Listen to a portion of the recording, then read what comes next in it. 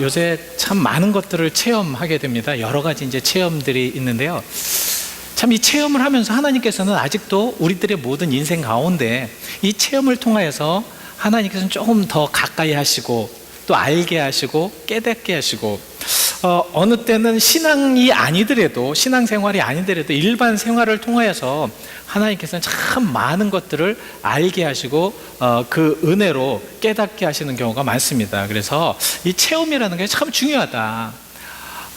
지난번에 한번 제가 참외를 먹어봤어요. 참외 아시죠? 참외를 먹어봤는데 되게 맛이 없어요. 그 제 입에서 스스로 이런 얘기가 나요. 이 참외 꼭 오이 같아. 여러분들 그런 말씀 많이 하시죠? 참외가 달지 않고 좀 맹맹하고 싱거울 때는 이 참외 참 오이 같다라고 이렇게 말씀하실 경우가 굉장히 많습니다. 왜 그런 줄 아십니까? 제가 오이 맛을 알거든요. 오이 맛을 체험해 봤거든요. 이 체험이라는 것이 이렇게 중요합니다. 우리가 신앙생활을 하면서 하나님을 체험하고 하나님의 그 은혜를, 놀라운 은혜를 체험하였을 때 그 체험 가운데서 표현할 수 있는 것, 이것이 바로 체험의 많은 것이 돼야 된다는 거죠. 그래서 여러분들 체험을 많이 하셔야 됩니다. 어느 때는 참 어려운 체험도 하셔야 돼요. 체험, 그래서 모든 것이 다 은혜롭고 좋고 너무너무 정말 하나님 그 은혜 가운데 하면 좋겠지만 또 좋지 않은 체험도 굉장히 많습니다. 이렇게 좋지 않은 체험은 어느 때는 우리들에게 생명이 될 수가 있어요. 그래서 이러한 체험을 통해서 하나님 은혜가 놀랍게 일어나야겠다. 그래서 여러분들 하나님의 그 은혜의 체험은요, 무궁무진하다는 거예요. 그 은혜가 어느 때는 그 은혜를 받으면서 더 이상의 큰 은혜가 있을까? 근데 은혜가 내려지면 내려질수록 그 은혜는 우리에게 정말 계속 더 풍성하게 된다는 것을 여러분들 아십니까?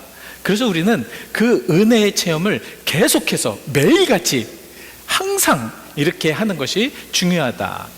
성경을 보시면 성경에 획을 그은 모든 인물들은 공통점이 무엇이냐면 하나님을 체험했다는 것입니다. 하나님의 은혜를 체험하고요, 하나님의 역사하심을 체험하고 하나님의 그 놀라우신 축복을 체험하고, 그래서 그 체험이 너무너무 감격되어서 표현된 글들이 되게 많습니다. 특별히 우리가 시편을 보면, 이 다윗의 시편을 보면 그렇습니다. 이 다윗이 정말 시편을 통하여서 하나님을 경험하는 것이 있는데요, 시편 8편 1절을 보시면 우리 한번 읽어보실까요? 이 표현은 참 다윗이 어떻게 모든 만물을 보면서 하나님께서 함께 하시고 하나님께서 지으셨던 모든 것들을 표현했기 때문에 우리가 한번 읽어보시죠. 시작. 여호와 우리 주여, 온 땅에 어찌 그리 아름다운지요. 주의 영광이 하늘을 덮었나이다. 주의 영광이 하늘을 덮었나이다. 주님께서 만드신, 주님의 손가락을 주신 모든 생물과 주께서 베풀어 주신 모든 것들이 이 온 땅에 덮이어서 내가 가는 곳이 하나님을 체험하는 것이 되고, 내가 하는 것이 하나님께서 함께 하시는 것이 되며, 하나님께서 역사와 하나님께서 인도하심과 그런 것들을 표현하게 된다는 거죠. 그래서 체험이라는 것이 이렇게 중요합니다. 근데 아까 말씀드린 대로 오늘 이 다윗이 온 천지 만물을 보면서 하나님을 체험한 그 체험도 있지만, 또 대적자들과 좋지 못한 모습들과 또 안 좋은, 그리고 하나님을 믿지 못하는 그러한 이들과의 그러한 삶 속에서도 하나님을 체험하게 하신다라는 말씀입니다. 그래서 오늘 본문을 통해서 우리는 하나님을 체험하는 방법을 좀 알겠고요, 또 그 하나님의 체험을 통해서 하나님의 역사하심이 어떠한 것을 우리가 깨달아 알 수가 있습니다. 그래서 오늘 본문을 이해하기 위해서는 우리가 한 2장 정도 앞으로 좀 가셔야 됩니다. 그래서 한 16장 정도 보시면, 여러분 열왕기상 16장 21절 말씀을 보시면 이러한 것이 이제 시작이 됩니다. 그때 이스라엘 백성이 둘로 나뉘어 절반은 기낫의 아들 디브니를 따라 그를 왕으로 삼으려 하고, 그 절반은 오므리를 따랐더라. 그러니까 디브니와 오므리가 이렇게 나누어졌습니다. 이 북이스라엘이 이런 상황 속에서 참 어려운 상황, 이 분열된 상황에서 어려운 상황들을 그 북이스라엘 백성들은 계속해서 그렇게 가지고 있었습니다. 근데 둘이 싸웠는데 오므리가 이겼어요.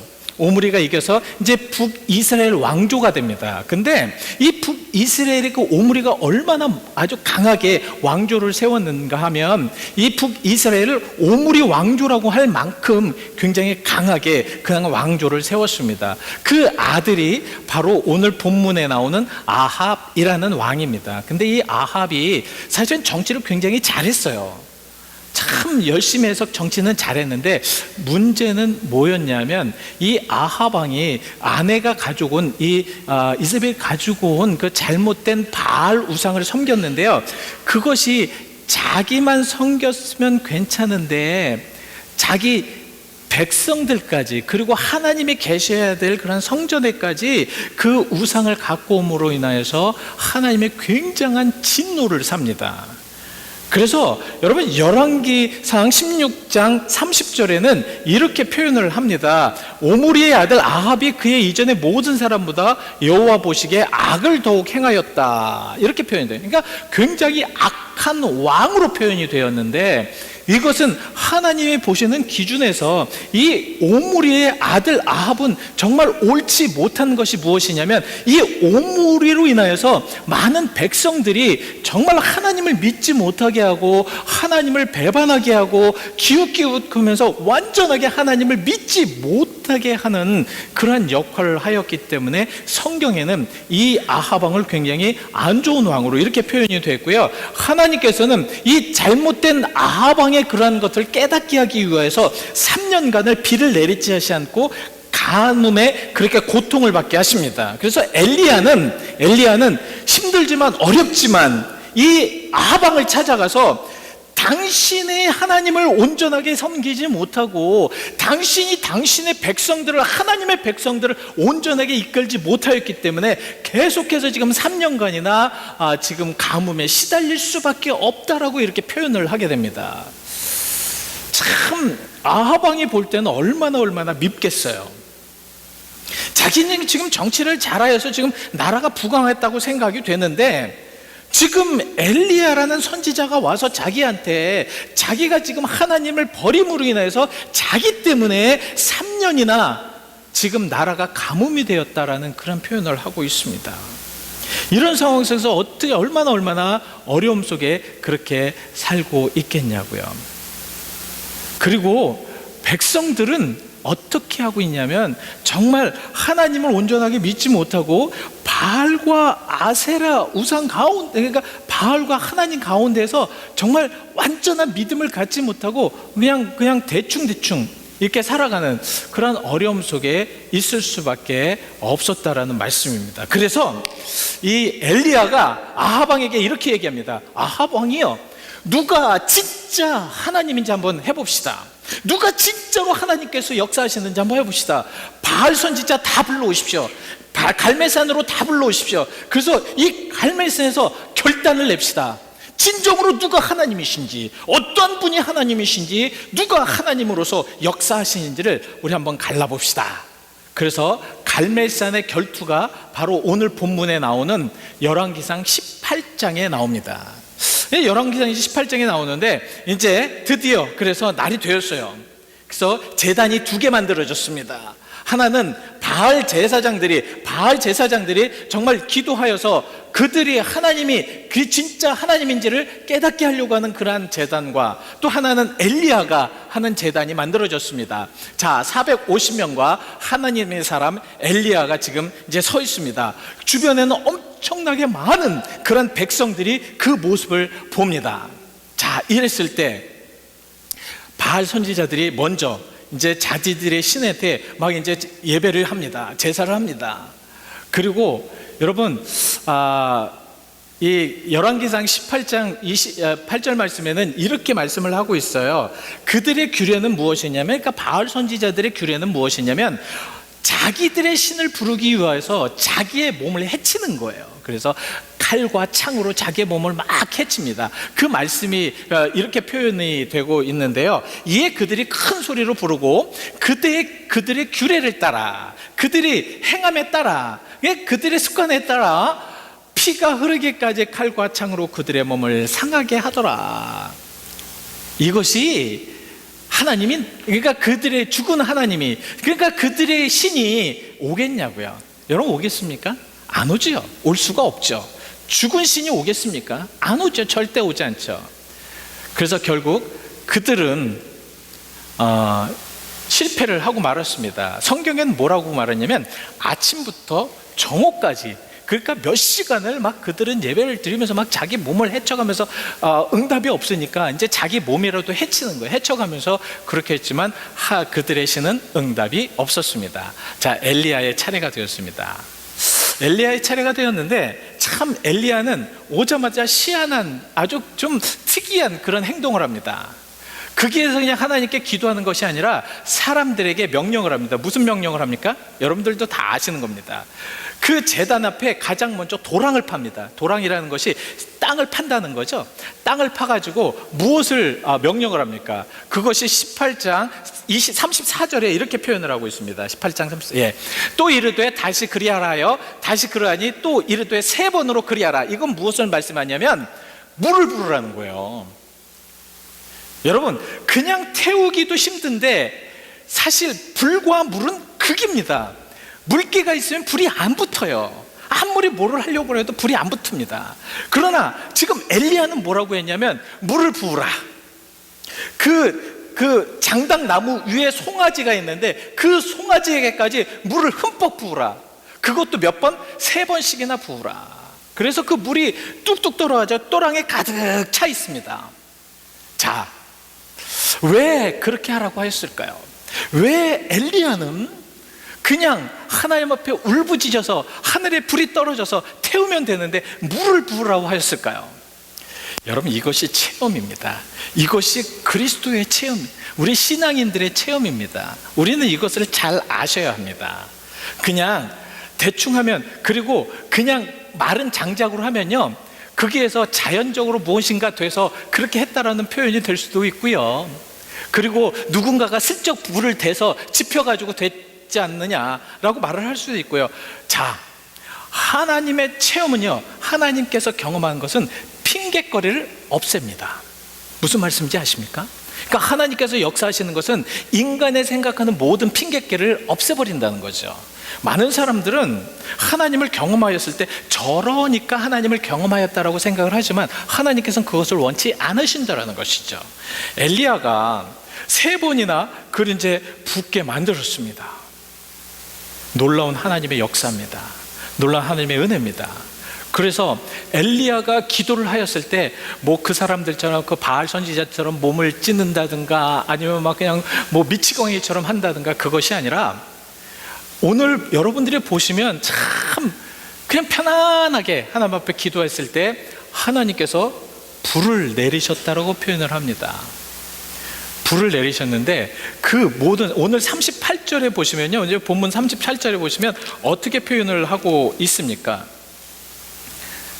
이에 여호와의 불이 내려서 번제물과 나무와 돌과 흙을 태우고, 자, 태웠다라고 이제 표현이 됩니다.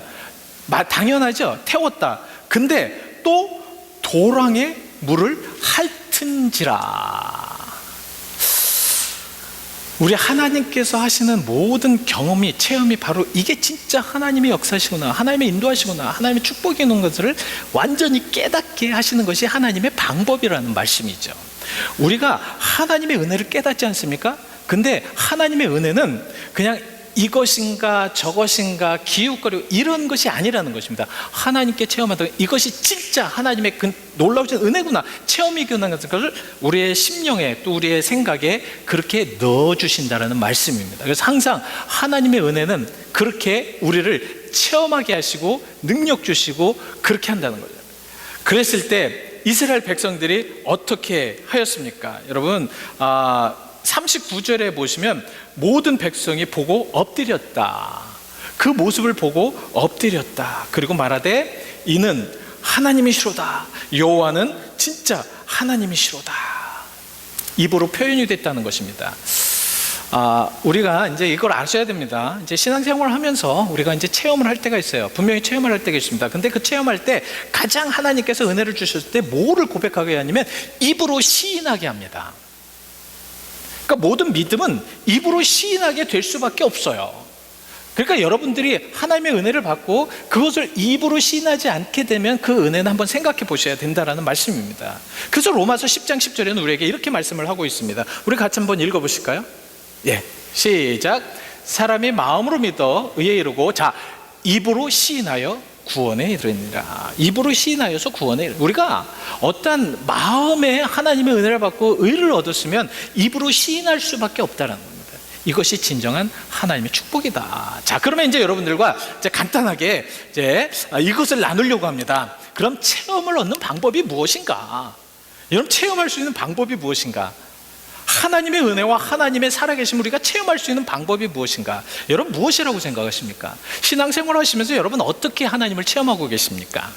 어떻게 체험하고 계세요? 그냥 가만히 있으면 하나님이 체험이 됩니까? 아니죠. 우리가 무엇인가를 해야 된다는 거예요. 그래서 오늘 본문 말씀을 통해서 굉장히 중요한 말씀을 여러분들에게 드리려고 합니다. 자, 가장 중요한 것은, 자, 첫 번째, 우리가 하나님을 체험하기 위해서는 우리가 가지고 있는 혼합주의를 없애버려야 됩니다. 지워버려야 돼요. 혼합주의.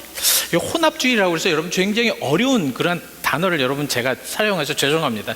제가 일부러 그랬어요. 왜냐하면 여러분들이 좀 기억을 잘하게 하시기 위해서 제가 혼합주의라고 하였습니다. 이 혼합주의가 뭐냐면 이 신도 가지고 있고 저 신도 갖고 있고 아무거나 다 갖고 있는 거예요. 그래서 우리 하나님만을 섬기는 것이 아니라 여러 가지 신을 갖고 있어서, 그래서 그냥 자기가 모든 혼합적으로 그냥 다 믿는 겁니다. 여러분, 이것은 하나님을 체험하는 데 가장 큰 장애물입니다.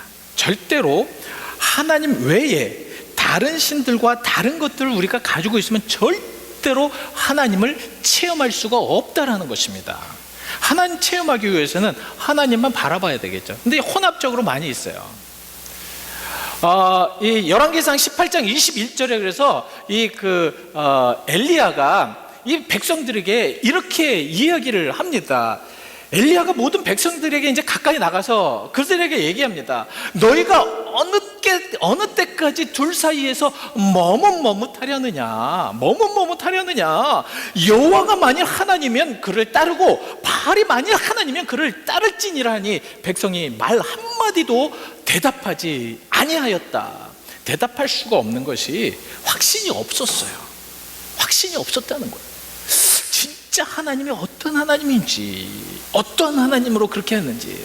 여러분, 이렇게 정말 양분으로 나눠져 있는 그러한 분열 속에서의 그러한 마음들과, 아니면 하나님을 믿지 못하고 하나님을 믿는다고 하면서도 세상을 더욱더 즐거워하고 세상을 더욱더, 세상의 재물을 더 생각한다면 하나님을 체험할 수가 없다라는 말씀입니다. 하나님을 체험하기 위해서는 모든 집중이 다 하나님 앞에 집중이 되어야 돼요. 근데 하나님 앞에 집중하지 아니하기 때문에 어떻게 되냐면 우리는 자꾸 하나님을 믿어도, 오늘 이 예배조차도 우리의 마음에는 완전히 100% 하나님 앞에 집중되어 있는 것이 아니라 자꾸 다른 곳에 되어 있으니까 어려움을 당할 수밖에 없다라는 말씀입니다. 그래서 예수님께서는 마태복음 6장 24절에 우리에게 이렇게 충고를 합니다. 시작, 같이 읽으시죠. 시작. 한 사람이 두 주인을 섬기지 못할 것이니 혹 이를 미워하고 저를 사랑하거나 혹 이를 중히 여기고 저를 경히 여김이라. 자, 너희가 하나님과 재물을 겸하여 섬기지 못하느니라. 절대로 세상 것들과 하나님 것들과 여러분들 그걸 비교하면 안 됩니다. 그리고 여러분들 마음에 세상의 재물들이나 세상의 것들로 가득 차 있으면서도 하나님의 것들을 체험하려고 하지 마십시오. 이건 절대 되지가 않습니다. 우리들의 마음에 하나님 것들로 가득 차 있어야 되겠죠. 그래야 경험이 되고 하나님을 만날 수가 있다는 말씀입니다. 오늘 여러분들에게 간절히 권면하면서 충고드립니다. 하나님을 경험하게, 그리고 여러분, 하나님을 경험해 본 이들은 얼마나 그 하나님의 경험하는 그 은혜가 크고 놀랍고 역사가 있고 정말 그 부분을 통해서 우리가 놀라운 하나님의 은혜가 있는지를 체험한 분만이 알 수 있다는 말씀입니다. 그것을 체험하기 위해서는 하나님에게 집중해야 된다는 말씀입니다. 근데 이 혼합주의의 단점이 있어요. 내가 만약에 여러 가지 혼합적인 부분을 갖고 있다라고 생각을 하는 사람들은 잘 들으시길 바랍니다. 이 혼합적인 부분에 있는 분들은 세상적인 것에 완전히 집중하지 못하지만 또 신앙 안에서도 완전히 집중하지를 못합니다. 그러니까 이러한 신앙을 가지고 있는 자들은 어떤 신앙생활을 하냐면 좀 미지근한 신앙생활들을 할 수밖에 없습니다. 왜냐하면 세상적인 것도 아니고 하나님의적인 것도 아니고 완전한 무엇인가가 아니니까 이게 완전하지 못하니까 미지근할 수밖에 없다라는 말씀입니다. 근데 성경은 이 미지근한 신앙을 굉장히 안 좋아하셔요. 예수님도 이 미지근한 신앙에 대해서 굉장히 안 좋아하십니다. 하나님도 마찬가지고요. 그래서 요한계시록에 보시면 요한계시록에 7교회에 편지를 보내지 않습니까? 그 중에서 3장 16절에 라오디게아 교회에 편지를 보내는데 그 편지에 이렇게 써 있습니다. 한번 읽어 보시죠. 시작. 내가 이같이 미지근하여 뜨겁지도 아니하고 차지도 아니하니 내 입의 선호를 토하여 버리리라. 그러니까 혼합적인 하나님의 은혜를 깨닫지 못하고 하나님의 그 은혜 가운데 살지 못하는 그러한 삶 속에서 우리가 신앙생활을 하게 되면 미지근해질 수밖에 없다라는 거죠. 그래서 여러분들 이제 하나님 말 딱 다루고 하나님을 체험하기 위해서 이제 방법을 알려드렸습니다. 이제 웬만하면 하나님 쪽에 이렇게 좀 서시면서 그렇게 한번 바라보시길 바랍니다. 그랬을 때 하나님의 그 은혜가 그렇게 넘쳐날 수밖에 없고 체험이 될 수밖에 없죠. 자, 두 번째는 오늘 이제 우리 엘리야를 통해서 알 수 있는 것인데요. 진정한 기도를 통하여서 하나님의 그 은혜를, 하나님의 역사하심을 체험할 수 있었다는 말씀입니다. 근데 그 기도가 어떠한 기도였는가를 우리가 직접 이제 봐야 됩니다. 첫 번째는 굉장히 습관적인 기도였어요. 이 신앙생활이 습관적으로 한다는 것이 얼마나 중요한 것인가를 여러분들에게 말씀을 드리고 있습니다. 자, 오늘 여러분 36절에 보시면 습관적으로 저녁 소재 드릴 때에 이 소재가 무엇이냐면 본래 번제나 이 화목제나 이런 부분들은 이 양을 죽인다든가 짐승을 죽여서 피를 흘려야 됩니다. 근데 이 소재는 피가 아니라 피를 흘리는 것이 아니라 곡식을 하나님께 드리는 거예요. 그 매일같이 곡식을 드리고 하나님 앞에 예배를 드리고 제사를 함으로 인해서 그냥 평상시에 일반적인 삶을 그냥 하나님과 동행하는 그런 삶입니다. 그러니까 습관적으로 그냥 하나님과 그냥 계속해서 동행하는 삶을 말씀을 하고 있는 것입니다. 자, 습관적으로 하나님 앞에 드릴 때에, 그러니까 우리들의 모든 기도도 그렇게 습관적으로 돼야 된다는 거죠. 근데 여러분들, 이 기도가 습관적으로 되기가 얼마나 어려운 것인가? 정말 어렵습니다. 쉽지가 않아요. 어떤 상황에 딱 와졌을 때 우리는 기도보다는 우리의 감정이나 우리가 잘못된 부분들이나 아니면 그런 부분들을 먼저 막 그냥 딱 보려고 해요. 근데 습관적인 기도는 무엇이냐면 먼저 기도를 하게 돼 있습니다. 어떤 상황이 도전이 오잖아요. 도전이 오면 감정적으로나 아니면 어떤 방법적으로 인간적인 방법으로 대처하는 것이 아니라 기도를 먼저 할 수 있게 되는 것이 바로 습관적인 기도입니다. 이 습관적인 기도의 대표적인 것이 어디냐면 다니엘서에 나옵니다. 이 다니엘은 다니엘서 6장 10절을 보시기 바랍니다. 6장 10절에 보시면, 자, 다니엘이 이 조소에서 왕이 도장을 찍힌 것을 알고, 자, 이 조소에서 왕이 도장을 찍힌 것이 무엇이냐면, 진정으로 이제는 그 당시에 왕만이 신이다. 왕 외에는 어느 누구도 절할 수도 있든가 아니면 예배해서는 안 된다라는 그런 말씀을 조소를 내린 거예요. 이 다리오 왕이 그렇게 조소를 내렸습니다. 이제는 만약에 다른 신에게 절을 한다든가 다른 신에게 기도한다든가 다른 신에게 무엇인가를 하면 그 사람은 분명히 사자굴에 넣을 것이라는 조서를, 도장을 찍었다는 것입니다. 이 당시에 이 조서에 도장을 찍었다는 것은 그 당시에 왕이 도장을 찍었지만 그 도장을 찍은 왕도 그 도장을 찍은 것에 대해서 이제는 더 이상 바꿀 수가 없다라는 의미를 가지고 있습니다. 그러니까 자기가 진정으로 사랑하는 다니엘이라고 하여도 구해줄 수가 없도록 만들었다라는 말씀입니다. 자, 그것을 알았어요? 몰랐어요? 지금 다니엘은 알았습니다. 알고 나서 자기 집에 돌아가서는 윗방에 올라가 예루살렘으로 향한 창문을 열고 전에 하던 대로 습관대로 우리가 신앙을 생활할 때요, 가장 중요한 것이 무엇이냐면 우리 신앙이 습관이 되도록 노력해야 합니다. 습관이 되지 않으면 참 어려워요. 습관이 돼야지만 하나님의 말을 할 수 있고, 습관이 돼야지만 하나님의 능력대로 살 수 있고요, 습관이 돼야지만 무엇인가 그렇게 할 수 있도록 만들어진다는 것입니다. 제가 내일 KUA를 통해서 지금 말씀을 통해서도 준비를 하고 있는데요, 이 습관이라는 것이 얼마나 중요한가. 그리고 3번씩 무릎을 꿇고 기도하였다. 참, 여러분 한 번도 살짝 해가지고 우리 같으면 어떻게 되겠습니까? 기도하고 싶으면 그냥 뭐 아버지 하면서 그냥 딱 눈 감고 일어나는 이러한 습관적인 부분들을 할 수 있지 모르겠지만, 지금 정식적으로 누가 보던 안 보던 저건 목숨을 걸고 지금 기도하였다라는 것입니다. 아무리 다니엘을 좋아했던 다리오 왕도 이건 어쩔 수가 없습니다. 그래서 결국 사자굴에 집어넣잖아요. 다니엘은 이것을 통해서 무엇을 경험하셨습니까? 무엇을 체험하게 됩니까? 그 맹수 같은 사자굴에서도 죽지 않고 살아남는 역사의 기적을 봅니다. 다니엘서 10장 22절 한번 읽어보실까요? 10장 22절입니다. 6장 22절 죄송합니다. 시작. 나의 하나님이 이미 그의 천사를 보내어 사자 입을 봉하셨으므로 사자들이 나를 상의하지 못하였사오니 이는 나의 무죄함이 그 앞에 명백함이오며 또 왕이여 나는 왕에게도 해를 끼치지 아니하였나이다 하니라. 내가 죽지 않았다는 거죠. 내가 체험하니까 하나님께서 이미 사자를, 하나님의 천사를, 사자를 보내주셔서 그 사자의 입을 막아버렸다. 지금 다니엘은 그 모습을 보고 그것을 체험했다는 것입니다. 이게 얼마나 큰 역사신가, 얼마나 큰 능력입니까? 여러분, 진정으로 우리가 기도할 수 있는 것, 이것은 진정으로 하나님의 은혜입니다. 그리고 이 다니엘은 또 어떤 기도를 드렸냐면, 조상 때부터 내려왔던, 조상 때부터 함께 하셨던 하나님께 기도하였다는 말씀입니다. 그래서 여러분은 그 오늘 본문 말씀을 보시면 기도할 때 어떻게 기도하였습니까? 자, 여러분들이 그 36절을 보시면 아브라함과 이삭과 이스라엘의 하나님 여호와여, 그냥 우리 하나님 그런 것이 아니라 아브라함과 이삭과 야곱의 하나님이에요. 이것은 무슨 말씀인지 아십니까?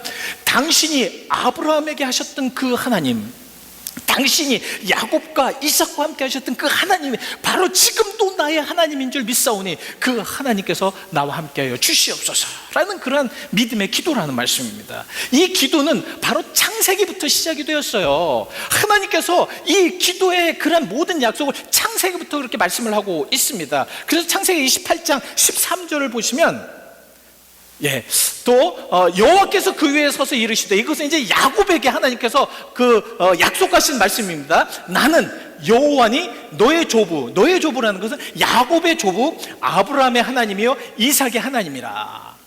내가 아브라함의 하나님이고 이삭의 하나님이기 때문에 너의 누워있는 그 모든 것들을 이스라엘가 아브라함과 함께 하였던 그 모습대로, 이삭과 함께 하였던 그 모습대로 너와도 함께 하겠다라는 그 약속의 말씀이거든요.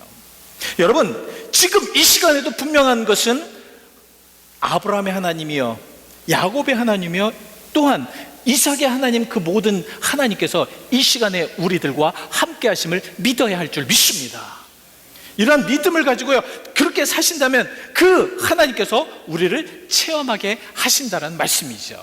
그리고 마지막으로 또 왜 기도는 여호와 하나님께서 진정한 하나님인 줄을 알게 하여 주시옵소서.